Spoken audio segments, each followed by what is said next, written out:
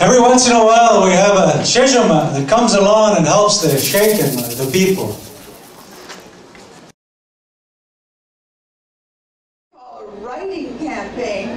It was rich with documentation, and it just follows. The memorial followed the first one, which was called The Prayer of These Interior Peoples, and it's in Teit's handwriting, but what's wonderful about it is he said, we've got the chiefs listed, Tetlenitsa's on that list, Wixt on that list, there's a small number of them, and this is the best part.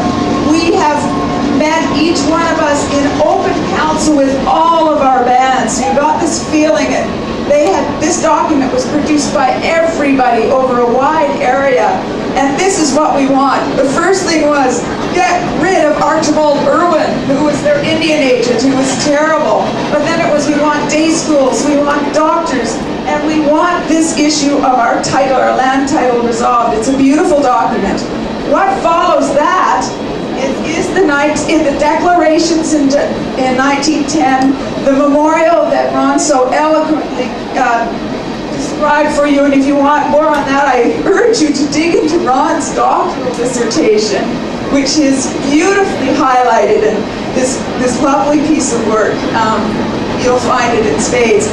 It's a beautiful document, as Ron described for us. So that was 1910. They intercepted Laurier in Kamloops during a short visit, presented it to him. Teit wasn't there, he was off guiding in the north, couldn't be there. So his friend, an Oblate priest, Father Lejeune, went with the collection of chiefs to present it to him in Kamloops. So what happened after this is really interesting too. 1911, they decided to go en masse, these chiefs with others, to Victoria. So they go to Victoria in 1911 en masse, and it's a really insulting session with Richard McBride, where they're all explaining their grievances clearly, again Teit translating, and McBride responding that we all know that this is not the work of the chiefs and the Aboriginal people through British Columbia. This is the work of white agitators who are exciting them into all this. They are well satisfied with their position. Well, they went home enraged. So what happened in Spences Bridge was a huge meeting in 1912 with 68 chiefs here gathered, just furious, who prepare another memorial, I might be getting my dates wrong, another fabulous memorial. You can almost have one of these gatherings each year around the memorial, because they then get together over several days and produce a wonderful statement that builds on the earlier one, which just expresses their rage and asserts that no, we are not well satisfied, and this is not the work of white agitators like Teit and others. So it continues, and you know where it goes after this. It then carries on to, they have trips to Ottawa are huge in those days. Imagine the funds needed to raise to get them to Ottawa. They raise the funds, they go to Ottawa in January 1912. Tetlenitsa, Teit, John Chilahitsa, Basil David, Rytesket, I think. Anyway, I hope I've got them all. And their goal is to meet with Laurier. You know, Laurier promised them perhaps even a bit of listening. But Laurier was defeated, so they were confronted with, not Harper, but, no, they were confronted with Prime Minister Borden, Robert Borden, who was just the worst. And he was in there for a while, and he was insulting, reprimanded. They all give speeches. Those speeches are also like the memorial, because they dictated them. They took them down so you can see, hear. You can hear Tetlenitsa talking in first words. You can see their speeches right on the text. It's a wonderful thing. So, but a very disappointing visit.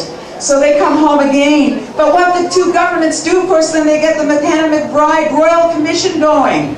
And that's a 1913 to 1916 commissioners going through all the reserves, listening to all of their issues, so-called. But guess what? They won't listen to the major one. The chiefs are not allowed to mention the word title. It's not part of these discussions. So again, they're furious. So they then hold another meeting in Spences Bridge. This is why it's so great that this whole structure is honoring them, because it was all about meetings, and we wonder, this time it was 450 chiefs in 1913 who gathered here, all of them from all over, to discuss, like, how are we going to deal with it. By now they're dealing with the Niska Land Committee, who's moving on its own. They've got the Indian Rights Association based on the coast. They're affiliated, our Indian Interior Tribes of BC, our interior chiefs are all allied with that. So it becomes an incredibly difficult period. I really want to acknowledge the work of the Union of BC Indian Chiefs. You can log on to their website now and you can see exactly again the transcripts of all of those talks. Tetlenitsa spoke here before the commissioners, and so did Chief Wixt and you can see them being grilled, trying to give speeches, being shut down, and being asked absurd questions, the most pressing one they can't even talk about. So you feel that pain. You can keyword search. It's all excellent. So it follows from there. We know in 1916, they finished their report, and this is the part that I think, and I won't take up too much of your time, but they finished the report, but guess what? They issued it. These chiefs from here, Tetlenitsa was writing through Teit, please write to Duncan Campbell Scott and tell him we need to know when this report is out and what it says. It's all about us. D.C. Scott would write Teit back and say, oh, sorry, they're still working on it. They weren't working on it. They finished it in 1916, and you hardly find this in any of the print records. They kept it under wraps until June 1919. With all of these people all over BC, extremely torn up inside about what it meant for them. So they were trying to work a secret deal. DIA, Duncan Campbell Scott, Darth Vader. Anyway, so 1919, they finally release it. And that's why then you see Teit and Peter Kelly, Haida Peter Kelly, another major leader, then produce this major published document, 6,000-word document. They have by now formed the Allied Tribes of BC in 1916. And this document in 1919 is really worth reading and celebrating when 1916 comes. It's huge, it's rich, it's angry, it's just as articulate as the memorial, and it's fabulous. So this is 1919. They figured, though I missed out on something. In 1916, they went to Ottawa again en masse. This time they were supporting the Niska and their initiative. Still, it treated in a rather sort of insulting way. Nothing came of it. They go again tonight, the chiefs from here. In 1920, they go in March, and they stay until July.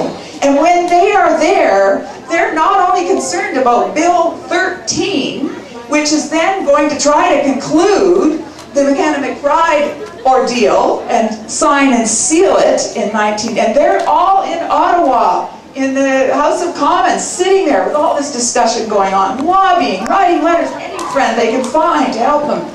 That is the one thing, but there was also Bill 14. Native people from all over the country were concerned about that because that was enforced enfranchisement. So that meant that the government was going to take charge of removing Indian reserves if they thought they were no longer Indian enough. So that was a major, major ordeal. So they had those two bills. And guess what?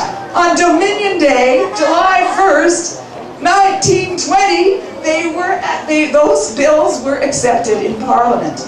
Now they were slow to enact. They were slow to enact, fortunately. So there was much going around trying to figure out boundaries and stuff. It goes on and on. And Teit died in the middle of all this in 1922. As you know, it continued until 1927, when there was still a really unsatisfactory conclusion of the Nlaka'pamux ride. So Teit was in there with all hands and feet, with people he considered his absolutely best, closest companions, colleagues. You know, when Tetlenitsa died in 1918, Teit wrote an incredible sort of tribute to me. He just felt like he had lost just a pillar, just an incredible ally, friend, and intelligent guy.